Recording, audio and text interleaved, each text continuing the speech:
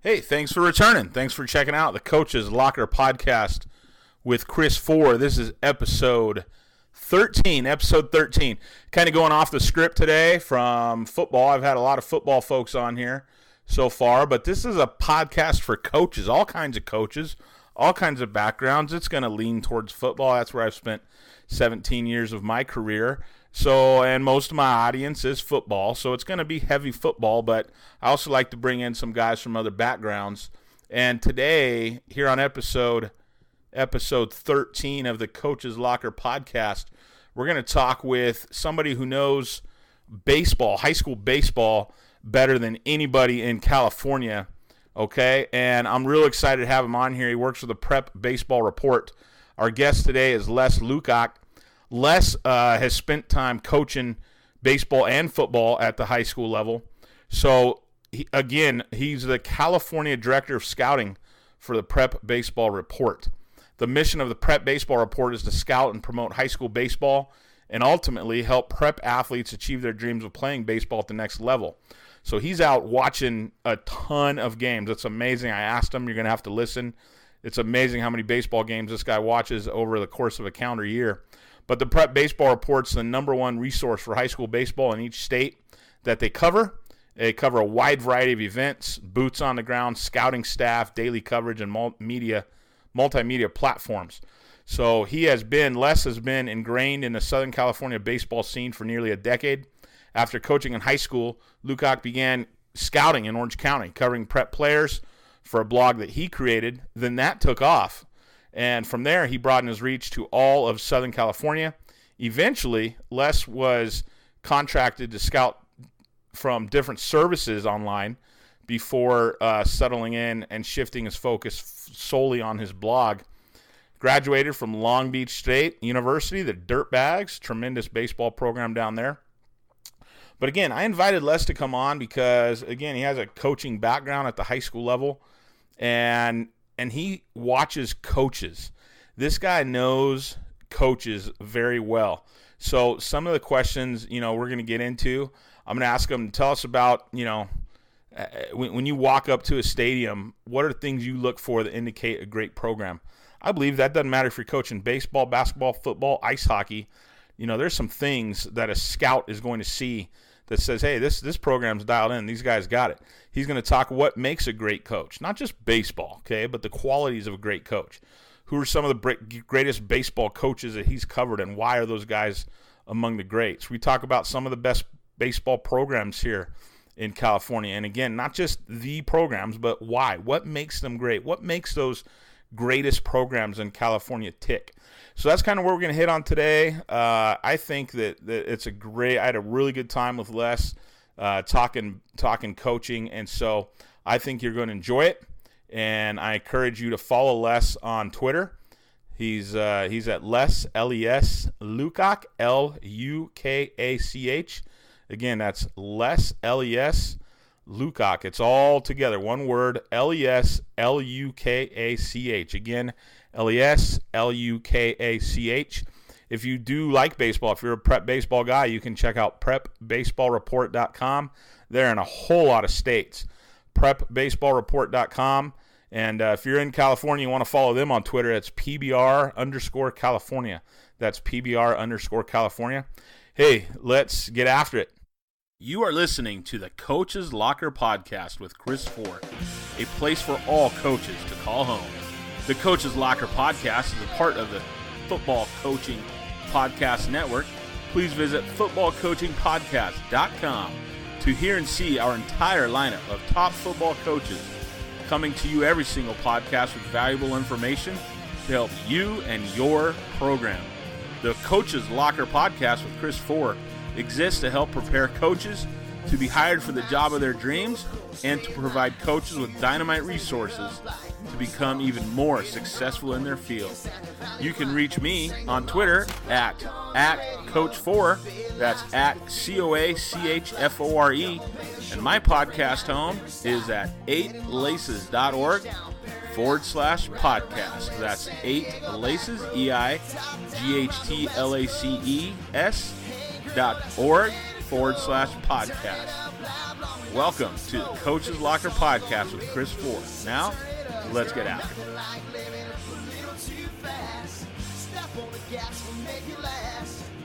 Hands up, forget about the past, 'cause you and I's everything I ever asked for. Top down round the West Coast. All right, well, as I said here in the intro, we're here this morning with Mr. Les Lukach. He is the California Director of Scouting with the Prep Baseball Report. Good morning, Les. Thanks for joining us. Chris, man, I'm thrilled to be here. Really excited that you invited me to be a part of this podcast. I'm a big fan of yours and everything you do for, high school football, obviously. Your knowledge is just really awesome. And being a native San Diegan like you, we root for one another. So I'm pumped to be here. Absolutely. Well, hey, we're going to do kind of introduce you to our listeners here. I do something called the kickoff, the tip-off, and the first pitch. So I got 7 questions for you just for us to get to know you a little bit. What's the first team you played on, the first sports team you ever played on? What do you remember from that? Oh, man, the first sports team I played on, the Lions at Parkview Little League was my T-ball team. We had one girl on our team who was probably the best player on our team. She went on to be an all-state softball player. Wow. She went on to be an all-state. I went to high school with her, and she was an all-state softball pitcher. She was really, really good. But I think the most memorable thing for me was I hit a home run over the fence off the tee in our first game of the season. So I think that was the highlight of my athletic career. A home run off the tee, man. That's outstanding. I don't know what it is. Baseball was really my first love, and I played for 9 years. Finally got cut as a sophomore in high school. Not good enough anymore. But I could never hit the long ball. I was like a Tony Gwynn line drive hitter, So yeah, I never hit there's a value run. in that. Yeah. Les, how about the last team you ever played on? What you remember from that? Man, I would say it was probably in high school, losing to your rivals. At our place it was Bonita and Castle Park. I went to Hilltop High School. Losing to those guys was never any fun. So that's probably one of the things that sticks out the most. Gotcha. And so what did you play there during high school? What sports did you play? I was on the football team, the tennis team, and on the baseball team. Football, tennis. That's a different combination. Yeah, my father who passed away when I was a sophomore in high school was from Hungary, and tennis was a big sport for him. Well, tennis and water polo. I had no inclination of playing water polo ever, and I certainly didn't have the physique. For it, so I opted for tennis. And when I was in high school, we were telling our coach one day how easy it is to play water polo. Those guys get to swim in the pool, blah, blah, blah. And he was laughing at us. And he said, you guys want to go down there and do their conditioning instead of ours one day? And so in the middle of summer, we did that. The water polo coach, he and the water polo coach worked it out. So we go down to do water polo conditioning. We think this is going to be a breeze. We started begging to get out of that 10 minutes into it. So yeah, man, those guys are some of the most in shape athletes I've ever been around. It's really, really remarkable. Yeah. Les, who's been your main mentor in the coaching profession? I had the opportunity to coach for a gentleman by the name of Mark Davis when I was at Orange Lutheran High School coaching. And Coach was, he's a Southern guy. He's got the twang. He's from Tennessee. Just a devout Christian man. And he used to always say something that really stood out to me, and it's something that I've carried over into my own life as a father, and that is, discipline is not something you do to somebody, but something you do for somebody. When we were at OLU, we had a lot of different backgrounds on our team, kids from a lot of different backgrounds, and that was the one message that really stood out, because we had a lot of kids, quite frankly, who weren't used to that. And, as coaching football, it's you. If you're not disciplined, you'll never be successful. And so that was one thing to me that really stood out. And Coach Davis and I still communicate very regularly. That was to me, if I had to choose one, I'd have to say Coach Davis. And so, how long did you coach baseball there at Orange Lutheran? I was at OLU as a coach for 4 years. I coached other baseball, at the high school level baseball, Connie Mack, travel ball, even down to Little League for 7 years aside from that. So a total of 11 years. And then I coached football at OLU for 4 years. And then, for those who don't know, Orange Lutheran is a private school here in Southern California. They're in the top league in California. Most would argue the toughest football league in the entire nation, the Trinity League. So, very high-level performing baseball program there at Orange Lutheran. And then you coached at another high school before that, right? Yeah, I coached at Rancho Bernardo High School when I was when I was starting college and I was down in San Diego. I coached at Rancho Bernardo under Coach Christensen, and you talk about an experience, man. That guy was about the nicest, most intense man you'll ever meet in your life. You didn't look at that guy crooked, with a crooked look on your face, that's for sure. He was a yes sir, no sir type guy. He expected that from his players and his coaches. And it was a great experience. And then obviously Coach Kunow at Orange Lutheran was, the same type guy. And, that's a guy I revere quite a bit. He did a lot for me, not only as a coach, but as a person, a great man of faith, kind of brought me to that element of my life as well. So he's another guy I have a great deal of respect for. Yeah, Coach Kunow is tops right there as well. Coach, what's the worst mistake you made as a coach? I think the worst mistake I ever made as a coach, I think it was my second year as a coach, as a football coach. I was coaching the offensive line, and I played favorites in the early part of the season, the early part of the summer. Obviously as an offensive lineman, as a guy who played offensive line, you looked at, the big guys and you immediately fell in love. And I didn't give a smaller kid the credit or the shot. And it wasn't until, late in the season, I think we had about 2 or 3 games left. Our starter got hurt. Our backup got hurt. And here comes this 5'8",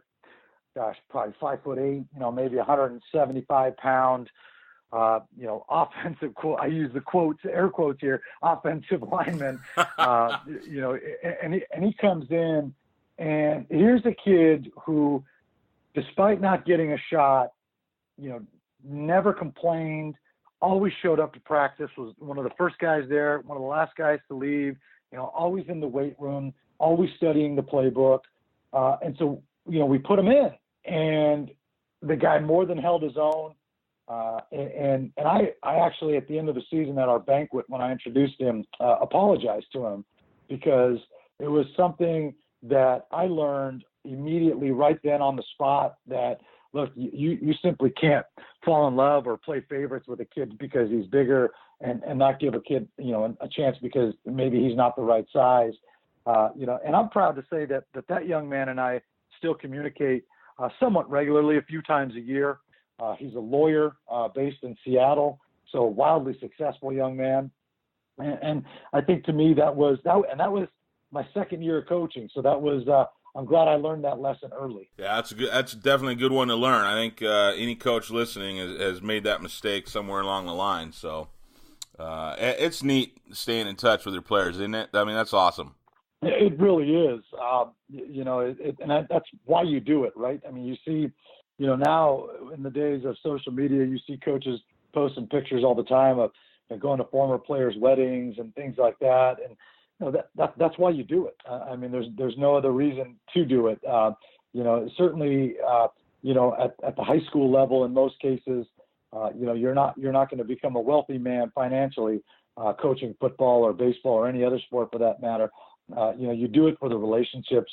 You do it to pass on what somebody passed on to you, certainly. and that's what intrigued me about coaching. What's your greatest accomplishment? We talked a little bit about a mistake you made. What do you feel? What are you most proud of as a coach, Les? I think it's just that point we just touched on, right? The relationships, and I think it's the communication. Albeit with some kids, some former players, a little less frequently than others. But I was at an event this spring. It was a fundraising event, and there were some former players there. Like, these kids are now, graduated college. Some of them are getting married. Some of them, are well into their professions. And, we sat there and we just chatted about, a freshman baseball game that took place, 10 years ago. And it was just, it's really neat. I mean, it was weird because we're sitting there having a beer while we're doing it, but it was that really lifted my spirits, and it was just really, really neat. Kind of warms your heart when you see those kids and you see how successful they are in life. You see them become husbands, you see them become fathers. It's a really, really neat experience. So for me, I would have to say, my greatest accomplishment as a coach would be those relationships.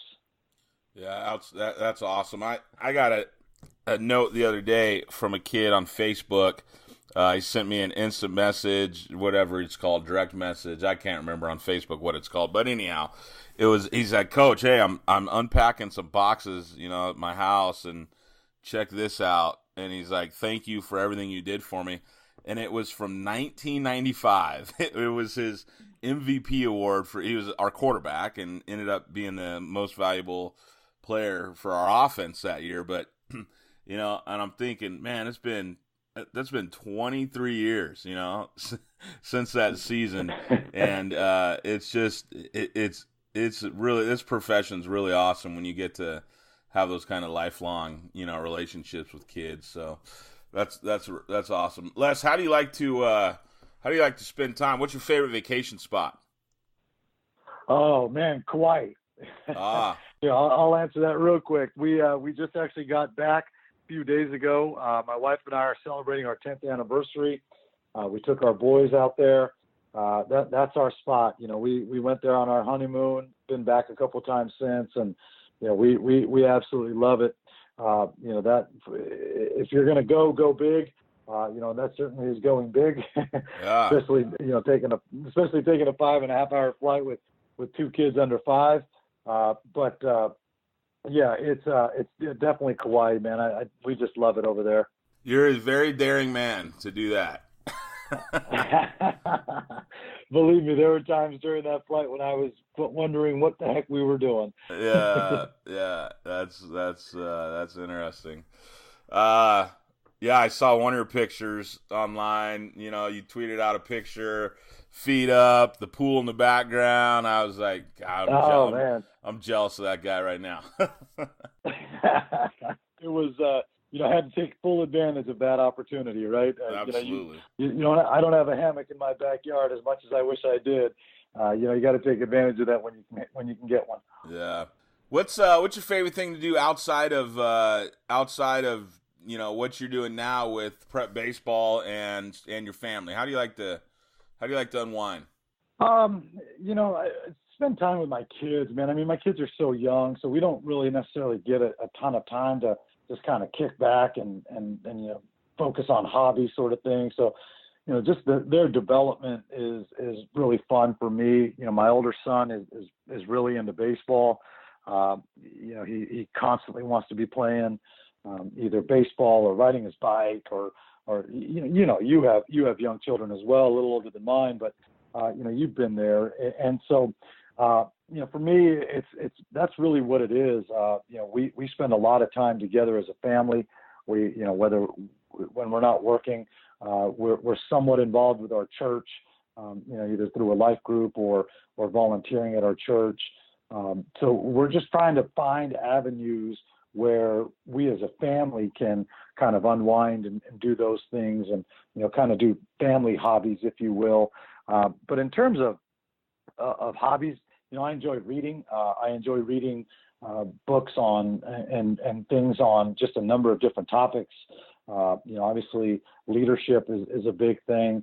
And I like to read books that are going to make me better at my craft, read articles that are going to make me better at my craft. That's kind of how I spend a lot of time. I don't necessarily consider that work. I like to look at those sorts of things and, try to learn as much as I possibly can from those things. Yeah. What's your favorite book you've read about coaching world or leadership? Oh, well, I think you've got to start at the top with John Wooden's book. I think it's one of the best. I think the book by Tony Dungy, the first book by Tony Dungy, is one of my favorites. The Wins, Losses, and Lessons by Lou Holtz is a really good book in my opinion. And then there's a book that somebody gave me about 12, 13 years ago, and it's called Emotional Intelligence. And I'm looking at it now. The author is Daniel Goleman, and it's really about how to connect with people, emotionally, and how to tap into what your emotions and how your emotions are affecting your daily decisions, your mindset, and ultimately your learning. And that is a book that I've read probably 3-4 times now, and every single time I seem to find a new different nugget. And it's an incredible book, and I would highly recommend it to anybody in the coaching profession, certainly. When it comes to relating to people and being able to understand what people are telling you through, their behaviors and their emotions, it's really, really a fascinating read. Yeah, that whole emotional intelligence, topic right now seems to be a big one again. It's kind of coming back, into the fray. So I'll definitely have to look into that one. So I wanted to have Les on here, folks, to talk about coaching, to talk about coaching in the baseball world. I think that if you're not a baseball coach, you're still going to get something out of this. Again, my podcast, I'm not doing like an X and O, how to run the spread fly offense podcast type of deal. It's going to be on coaching, principles, philosophies. Obviously, we'll hit football, X and O's a little bit, but I really am intrigued by what Les is doing here.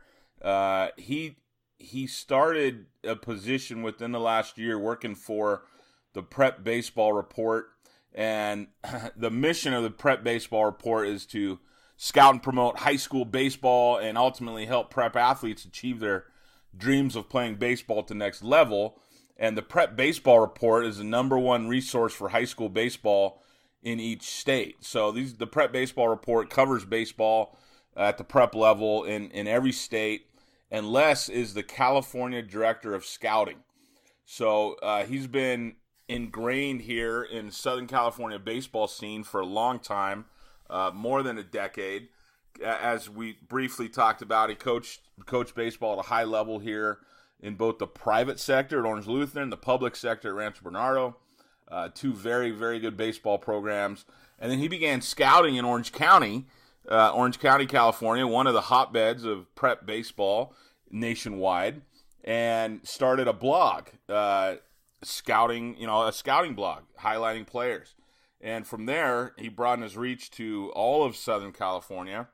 And eventually, he was contracted to scout different services, that paid him for scouting. And then he was hired by the Prep Baseball Report to do this full time as a California Director of Scouting. Les, I love the story. You and I are alike in terms of being, entrepreneurial. You start this blog highlighting players. Eventually, and it sounds really easy. Oh, start a blog, lead to a full-time job. But you started a blog highlighting these prep baseball players. Made no money doing that, obviously. When you just start a blog on your own, you got to build a whole lot of traffic and whatnot to even sell a $25 ad. Uh, but that blog, you eventually become an authority on Southern California prep baseball players, and it leads to a really, really cool full-time job. Can you kind of walk us through how that happened? Yeah, absolutely. So I had to shift away from coaching. My wife and I were wanting to start a family. I was unable to get a full-time position on campus, and it was just time, right? Being a grown-up took precedent over coaching baseball. So I left coaching. I took a full-time position in sales, and that allowed me some flexibility to get out to games on at night, on the weekends. And I should backtrack and say that this would not be possible without the full support of my wife. And if she would not have been okay with me being gone as much as I was, there's no way I'd be in the position I am now. So I would go to these games. I'd meet scouts, I'd meet college coaches, and many of whom I knew just from coaching.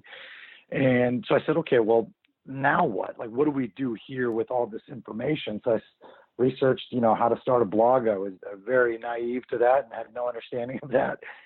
Started a blog and said, look, I'm just going to start posting notes and see where it goes from here. Then through the magic of Twitter, I would literally, I would go to a scout ball game on a Sunday, write up some notes by Monday night, and then I would just take to Twitter. And what I would do is I just tagged, literally, I think every college program I could think of. Eventually, slowly but surely, high school coaches took notice. Again, many of whom, at least in this area, I knew. And then college coaches took notice.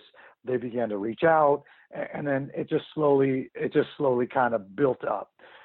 And then after that, I was lucky enough to, as you said, be contracted to go other parts of the country to scout for different organizations, which was a great experience. And then obviously here in Southern California doing the same thing. And then ultimately, Prep Baseball Report came knocking, and it was just kind of what I'd been working towards for, the last 6 years or so. And it was, after a lot of discussion with my wife and, a lot of prayer, it was something that we decided, okay, this is what, we've been wanting to do here. So, I'm really, really fortunate. But I'll tell you this, Chris, and this, it was a lot of work. I talk to people that say, oh man, like you just got lucky. I was like, no, man, like it wasn't just lucky. It's going to a field on a Sunday rather than hanging out with your wife and being at the field for 7 hours, watching a couple of games and really working. It's going to games 4, 5, 6 days a week to learn how to get better at this job. And so it wasn't just dumb luck. Sure, there was some dumb luck involved, but as you know, Chris, it was a lot of hard work, to kind of get where you are. And then again, obviously, the power of social media, when done right, is just a phenomenal thing. But I think the thing that really helped me along the way is I've always made it about the player, and I've tried to keep myself out of it and not make it about me. And I've always tried to make it positive. And I've been asked, well, why didn't you write anything about this young man? And it's always, my answer is, well, I didn't have anything positive to say, and so I'm not going to bash a kid. I just will, maybe not write about a kid if there's nothing positive to say. And I think that, at least with the coaches, has kind of earned their respect, right? And certainly with parents as well. And if you read some of the stuff that I write, I'll never bash a kid, because if a kid at 15, 16 years old, isn't a big leaguer, that's fine. That's fine. If a kid at 15, 16 years old doesn't throw 95 miles an hour, that's fine. But I'm not going to say, oh, well, he lacks the skills to do this. That's not fair to the kid because, again, he's 15, 16 years old. So I think that's really been my approach in all of this has been be fair, be honest, and if you don't have something positive to say, just don't say it. And I think that has, that's kind of endeared me to a lot of different people, being parents, high school coaches, or college coaches. Yeah, that makes a lot of sense. Being positive, that's definitely going to help your social media presence. You can follow Les on Twitter at Les, that's L-E-S, and his last name Lukach. That's at LESLUKACH. And then you can follow his prep baseball report if you're interested in that as well. That is at PBR_California. That's PBR_California. And we'll have that in the show notes as well. 8laces.org/podcast for all the show notes. So we'll have that up there as well for this episode. Yeah, I mean, that's a phenomenal story. Congratulations on building that from volunteer to paid status. That's awesome. I appreciate it. Yeah, it was, it was a long road, but it's been worth it, and I certainly wouldn't have done it any other way. Yeah. So let's talk about you're covering baseball. I mean, how many high school baseball games did you see this past spring? Do you have any idea? During the spring high school season? I think I stopped counting at 90. Wow. Yeah. Yeah. So, you get into the tournament seasons, and you have, 4 games a day for 4 or 5 days. So now you're talking about 20 games in a week. Then you mix in some college games because we do a lot of draft coverage and some college coverage as well. So, part of my responsibility is to be on top of, the local draft prospects. And so you factor in some college games. If I had to put a number on it, I would say it's probably somewhere in the neighborhood of 135, 140. Yeah, just the spring and summer. Wow. So you're going to baseball games all over Southern California here. When you walk out to a stadium, are there things that you kind of see that you look for that indicate, man, this is a great program here? I'm walking into a great program. I'm big on the little details, right? So, when I go to a field, I generally look, and it's a little different if I know the coaching staff or if I don't, right? If I know the coaching staff, they're going to be a little looser, welcoming. I usually go have a conversation with them. If I don't, that's when I'm really intrigued because I like to see how the head coach kind of organizes things, right? A lot of times you'll have a head coach that runs everything, that will hit the infield, the pregame infield.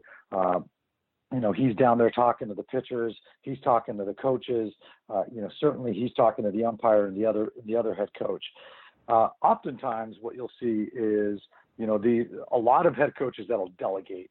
Again, as you know, I'm not telling you anything you don't know, but, you'll see the head coaches that delegate things and that are more kind of behind the scenes. And generally what I've seen is those are the programs where the players are more engaged, right? Because it's not one voice, it's a number of voices that are saying the same message. And so for me, I like to look at those things. So, for example, I was up in Fresno for a tournament this past spring where I saw 12 games in 3 days, and I think I knew 3 of the coaches. So for me, it was a great experience to see a number of different coaches that I did not know, at least going into it. And so that's where I really kind of sat back and watched and observed. And you look at some of these programs, for example, Tom Donald at Buchanan High School, he's somewhat involved. His assistant coaches are very involved, but you know who the man in charge is, right? Just because he is not the vocal out there, talking to everybody, getting everybody pumped, getting everybody ready to go. That Coach Donald is the man in charge there, and that's a powerhouse program in the Central Valley, and in fact in the entire state. And so you walk around and you see, and conversely, I went to another game where that wasn't the case, where the head coach was kind of chattering with everybody, which is fine and good. But then as you get a little closer to the dugout, you hear a different message coming from the assistants. And so that is maybe not a red flag, but it's just an interesting approach, I guess you can call it, because my experiences has taught me that obviously when the message is consistent, whether it's coming from 1 or 25 people, one consistent message, it generally leads to success within the program. And so when I walk into a field or walk onto a field and I see these things, those are the sort of things that I'm looking for, at least from the managers or the coach's perspective. I love what you said about the same message coming from a bunch of different folks.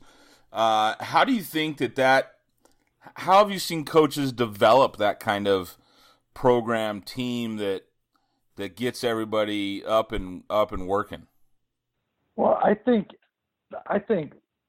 from a coaching standpoint, what I've noticed, some of the coaches that I'm really fond of, obviously they have the knowledge, right? Otherwise they wouldn't be where they are. But it's their ability to clearly and concisely let their coaches on their staff know what's the message, what's the approach, what is it we want to get these kids to buy into. Those guys are the ones that I've seen that are the most successful, because then it's all off of the head coach. Not all of it, but it's off the head coach. And then a lot of that responsibility shifts onto the assistant coach, right? And nobody goes into coaching, at least that I know of, and nobody goes into coaching and thinking, oh, I want to be a lifetime assistant coach, right? I want to be a lifetime bullpen coach. People go into coaching because they want to be a head coach. They want that challenge of, look, I think I can do this. So that's where you see the development of the assistant coaches, in my opinion, is as important as the development of the players. Because if you're not developing your assistant coaches through the skill sets that they're going to need to eventually become a head coach, I think that you're doing them a disservice.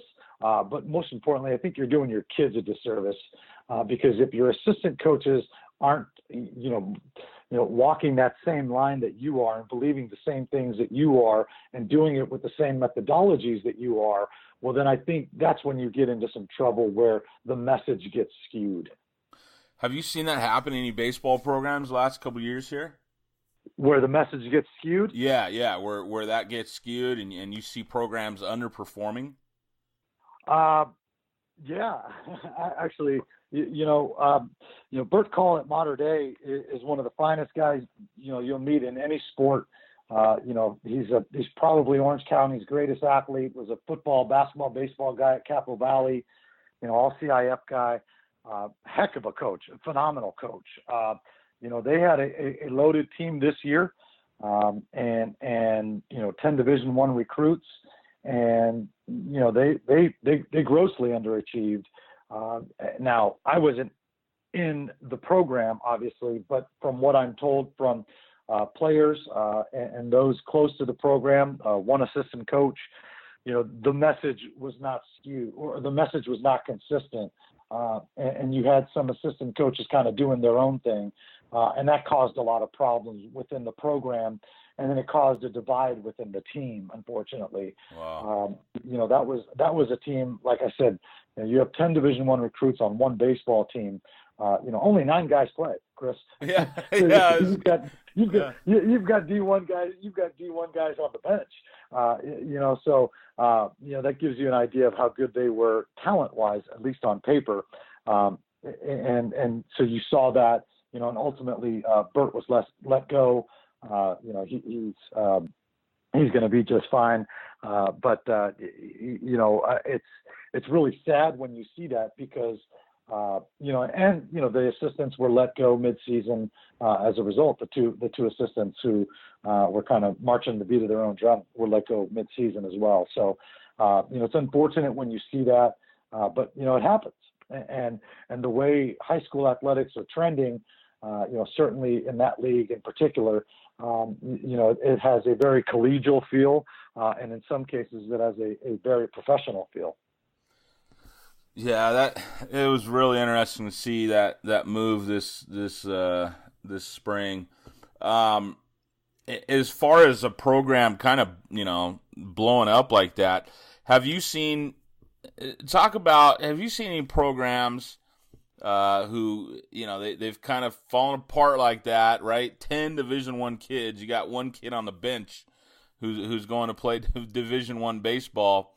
Do you think they'll be able to recover quickly, or is losing a head coach and kind of that infighting that was apparent there, is that going to set them back a couple years? What do you think is the direction of a program like that now? Well, it could. I think they could rebound. Certainly they have the resources to rebound pretty quickly. They hired an alum as their new head coach. I think that's a good first step, somebody who is familiar with the culture there. Now let's not discount anything Bert did. He was there for, the head coach was 19 years and the assistant for 6. So he was there for a quarter century. So I bet the farm that, he was pretty ingrained in the culture there. But I think that's a good first step. Many of those Division I players were seniors, so they are no longer in the program. But I think that's a program that has the resources and the ability to be able to bounce back pretty quickly. If this was a public school, say that didn't maybe have those sorts of resources, that is something that could, set them back for a number of years, right? I mean, look, let's face it. Behind every great coach are great players, right? And what attracts great players? Winning, right? And for you need to look no further than St. John Bosco football for a perfect example of that, right? I think what Coach Negro has built there is phenomenal. That's a program that was, I won't say down in the dumps, but they were pretty darn close to that before they hired him. He started winning. He got some key players to come to school there, and now that thing is humming. That for the most part is a Division I football program, right? I mean, seems that every day you read something about another kid on that team that's getting Power 5 conference offers. So I think it's very doable in that league because of the commitment to athletics from the administrations. And from the resources that those schools have. So I think if that were to happen, at a smaller school that, in a public school district that, certainly doesn't have the resources to put a bunch of money into hiring a coach or into facilities, certainly that could set them back for a number of years. Yeah. So you walk out to a stadium, right? You talked a little bit about some of those things you see that indicate, hey, here's a good program. How about vice versa? When you walk out to a stadium and you're sitting there getting your chair ready or what have you, and you look out and you're like, man, this is maybe this is not what I expected this program to look like, or these guys are gonna have a tough time today because of what you see pregame, what you see coaching world. What's the flip side of it? What do you see the bad programs doing or not doing before a game? Well, I think there's a few things, right? If you know baseball coaches, they are for the most part creatures of habit who, their field is their temple. And you see guys on a Sunday, I follow a lot of different coaches on Twitter, and they're posting pictures of them, taking care of their field on a Sunday, afternoon in August, when there's not going to be a game there for a few months, so that's a big thing for me. The condition of the field, right? If guys care for the condition of the field, generally those guys are coaches that are 100% vested. I've come across some coaches who just simply aren't interested in having a conversation about players, who aren't interested in sharing information about their players.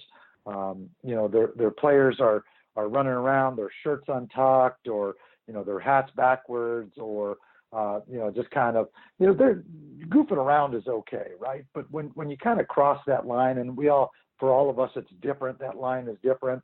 But I think when you see players pregame, that aren't getting ready for the game or aren't focusing on what it is they're doing, those are pretty much telltale signs that, look, these guys are just out here just to play on a team, right? They're not necessarily interested in winning or competing at a high level. But at the same time, I've been to places where, the field's not in great condition. You got guys that are screwing around, pregame and not taking things seriously. But then once, the first pitch gets thrown, these guys are a different team, and they really come together. So it's kind of difficult to answer your question, but if I had to say one thing, discipline is obviously a big thing in sports, as certainly in football, it's the most, I think, the most important thing, and in baseball, it's a very important element of it. And discipline can take a lot of different shapes in sports. But in baseball, generally, when you see guys warming up, right? You take a look, are they just kind of playing catch, or are they warming up?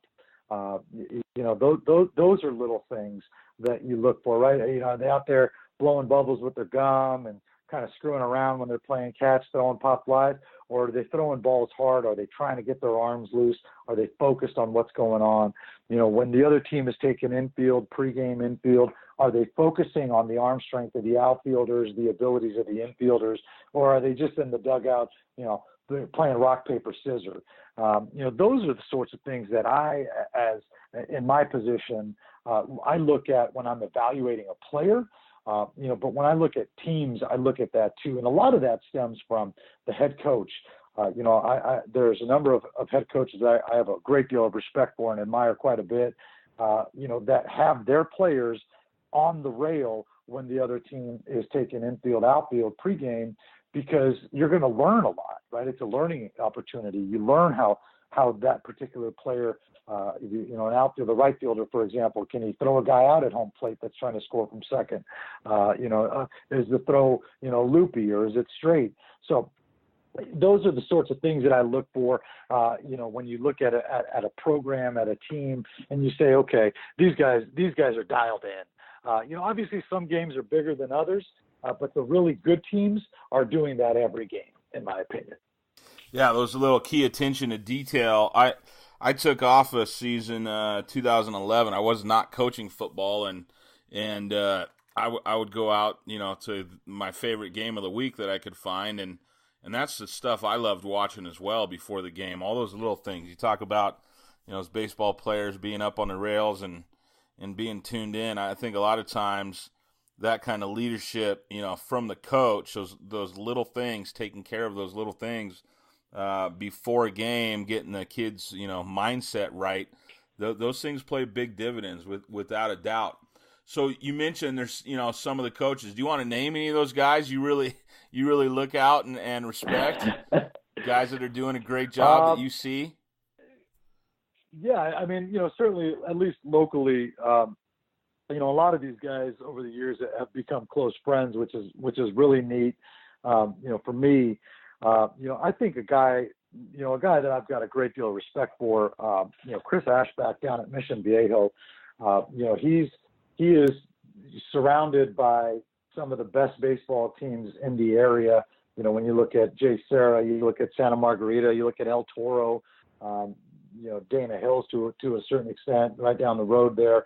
But Chris has developed his program over 20 years, and if you know Chris, it's his program is a direct reflection of him, right? They're gritty, they play the game right. They're not there to show up their opponents. He has got that thing so dialed in that they're just a lot of fun to watch. He's a great guy. And he's a very, very, very good coach. Won CIF a few years ago. Baseball is an interesting sport in that, one guy can take you really, really far. In my opinion, one guy can't win you a title. Whereas like maybe in basketball, one guy could. Certainly in football, I don't think that's the case either. But it's just, they won a CIF title a few years ago, and people say, oh, well, they had, Patrick Sandoval, who's now, playing pro ball. Well, yeah, they sure did. But they also had, the 7, 8, 9 hole hitters, guys who didn't go on to play college baseball, who were able to get down a bunt, who were able to hit and run, who were able to move a guy over because those guys are well coached, right? So it always bothers me when people say that, one player can win it in high school baseball. That's certainly not the case, and certainly not in Southern California, where Division I Southern Section baseball is a single elimination in the playoffs. Chris Ashback is a guy I have a great deal of respect for. Jimmy Zern over at La Mirada took over for a legendary coach, a guy he played for, and Kim Brooks. He's got that thing just rolling right now. Coach Furlon over at Etowanda. These are guys that just they coach loose, right? And their kids really buy into what they're doing. And I won't say that they don't have the pressure of the private schools, because I think any good coach is going to put more pressure on themselves internally than anybody from the outside can put on them. But I think these guys, they just get it, right? There's just that sense of pride in what they do. And the way they coach the game and the way they relate to their players is, in my opinion, the biggest reason why they're successful. Gerardo Perez at GAR is a perfect example.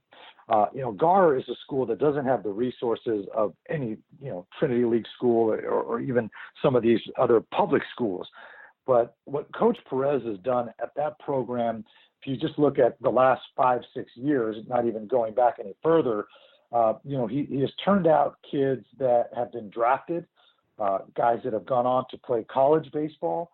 And if you go to GAR, the baseball program is a source of pride at that school, and he's not afraid to play anybody. That's the biggest thing. And he's hard on his guys. You go to their game, you hear Coach Perez in the dugout. You hear him in the third base box. You hear him coming out of the dugout. He's on his guys. But as he told me, he says, Les, I get a lot of guys whose home life, they have no discipline. So if I don't discipline them here, they'll never learn what discipline is, and they'll go on to do things that are not okay. You can read between the lines there. And he's a disciplinarian, but the guy knows baseball. And most importantly, his guys know that their coach loves him. And I remember talking to one of their players a few years ago that ended up getting drafted by the Reds. And I think I want to say somewhere in like the 12th, 13th round. I talked to him. I said, hey, what was your experience playing for him? Like, he's like, look, man, I don't have a dad. I don't. My dad disappeared when I was 3 years old. I have a mom. I was a punk growing up. And until I played for a coach, it's like, I didn't know what discipline was. He's like, he's the greatest thing to happen to me in my life. And that right there, you can tell me whatever you want about that coach, because some people love him, some people don't. I will root for that guy 100% of the time, because that tells me that to him, it's more than just baseball, right? He gets it, that his role as the head coach is far more important than teaching how to get a butt down. He's a father figure in many cases. Yeah. So it sounds, you're kind of talking and summing it all up. I mean, what makes an effective coach? You're talking about it's that off the field aspect of being a coach. I think so, right? Because that old saying, right? And I'm probably going to butcher it. Kids won't care what you know until they know that you care. And I think that's 100% accurate when it comes to coaching. I have a good friend who just got the head coaching job at Benedictine College in Kansas, and he is really very much a believer in that. And he tells me all the time, he says, look, Les, like, I coached NAIA, I coached D3, D2, D1, I've coached everywhere in college baseball, and it's true, right? You can get the 5-star guy or you can get the no-star guy, but that you're not going to get that guy to buy into what you're doing unless he knows that you care about him and his success and him as a person. And I think I think that is so true, because you see that now. Brett Kay is a guy down at J. Sarah who I've got a great deal of respect for. He's one of the brightest baseball minds that I've come across, and I've seen a shift in Brett in the last 4, 5, 6 years, ever since he became a father. He's a lot mellower. He delegates a lot more to his coaches now. And he cares about his players. And I can't always say that was always the case.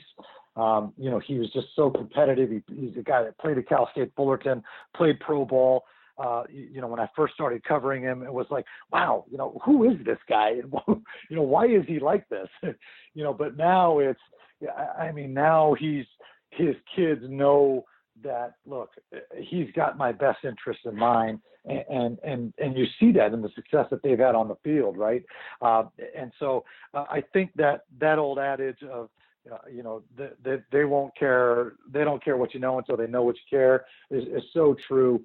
And especially at the high school level, but especially at places where, you have kids who come from those sorts of backgrounds where maybe it's a single family parent, or maybe, they're living with their grandparents, or, they just don't have that sort of discipline that you generally get from, a 2-parent home, or that sort of situation.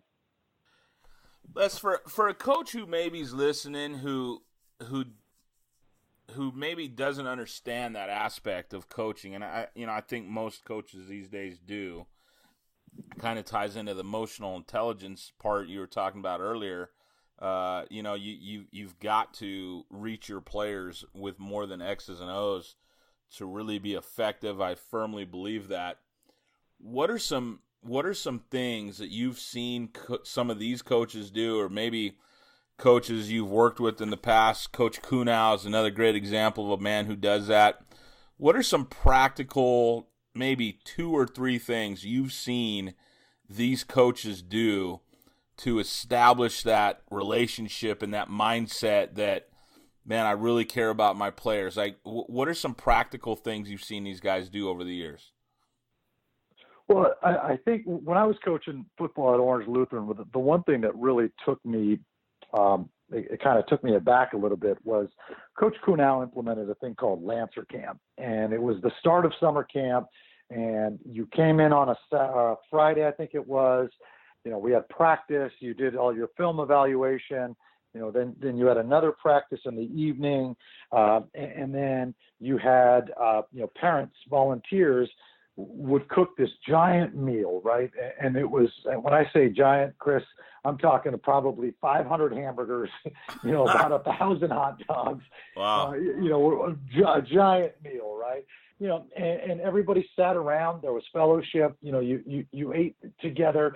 But then what you did is every player stayed the night in the gym, and so you kind of built that sense of team camaraderie within that. But then what Coach K would do is he would go into the team meetings, the different position meetings, and he would spend some time with each position group.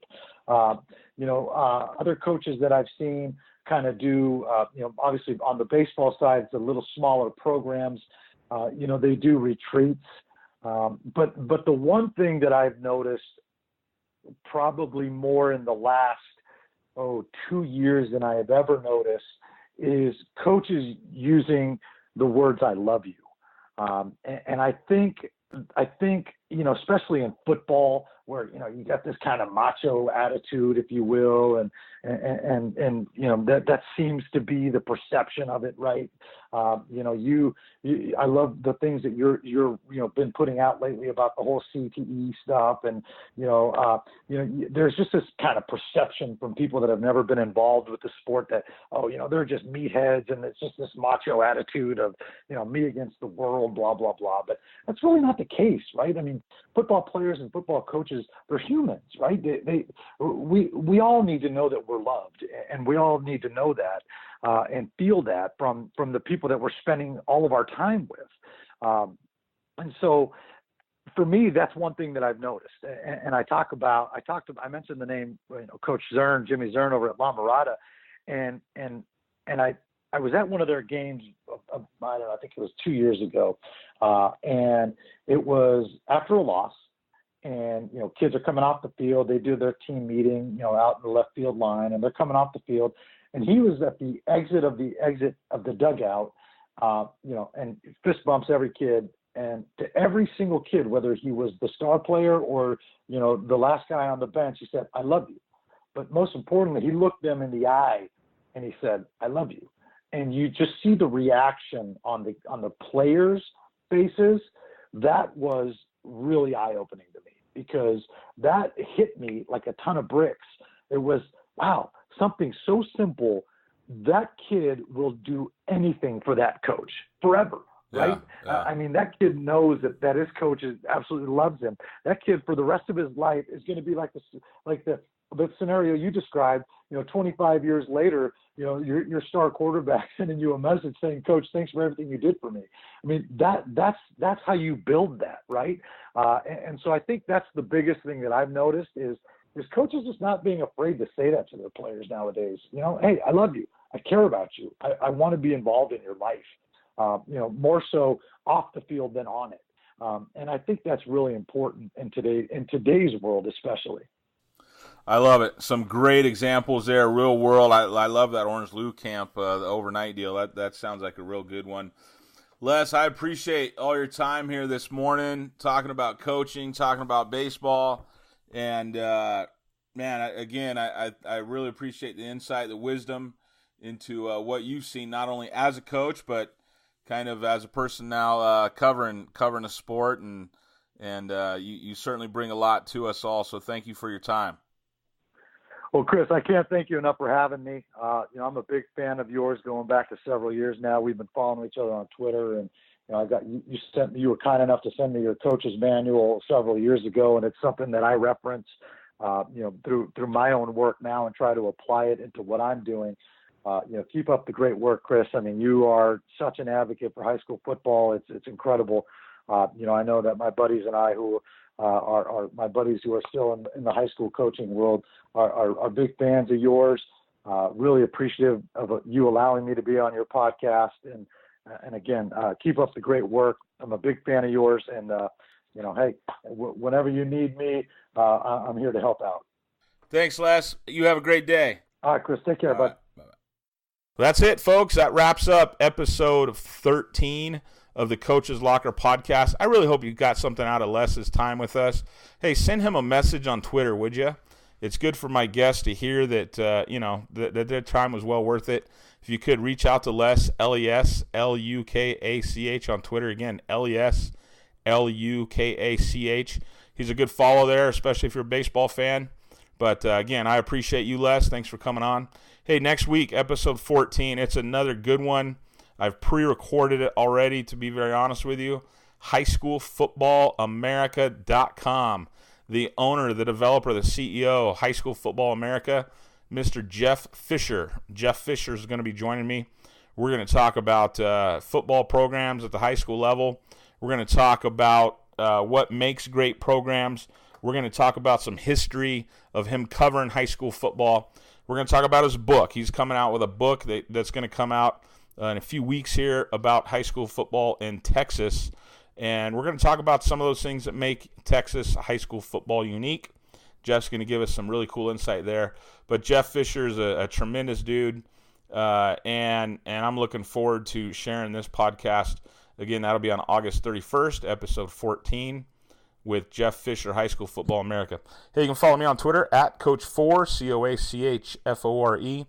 Check out, if you haven't yet done it, I say it every week, but check out footballcoachingpodcast.com. Footballcoachingpodcast.com. We've got a slew of some very, very good football coaches with podcasts you can find all in one home. Again, footballcoachingpodcast.com. And then if you want to see any of my episodes, if maybe this is the first time you ever heard, thanks for joining.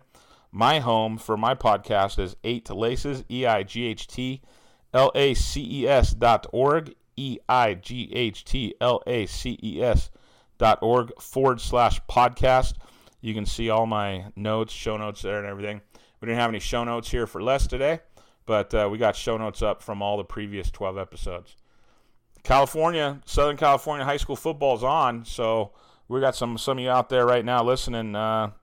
You're either 1-0 or 0-1 if you're listening to this before August 24th weekend. And I wish you guys the best of luck. For anybody starting their season this weekend, good luck to you guys. Good luck to you. I wish you nothing but the best. Please let me know if there's anything I can help you with. Got a great podcast coming up soon. I get a ton of special teams questions. So we're going to do like a Q&A, question-answer period there. Special teams question and answers. I've got a whole bunch of questions from guys all over the nation. And so I think there's 9 or 10 of them on there right now. And we're going to hit that in a few weeks here on September 7th. So, hey, thanks for checking in. Appreciate it.